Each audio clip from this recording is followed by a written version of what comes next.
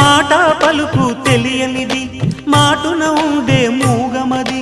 కమ్మని తలపుల కావ్యమయే కవితలు రాసే మౌనమది రాగల రోజుల ఊహలకి స్వాగతమిచ్చే రాగమది శృతిలయలరగని ఊపిరికి స్వరములు కూర్చే గానమది ఋతువుల రంగులు మార్చేది కల్పన కలిగిన మది భావం బ్రతుకును పాటగా మలిచేది మనసున కదిలిన మృదునాదం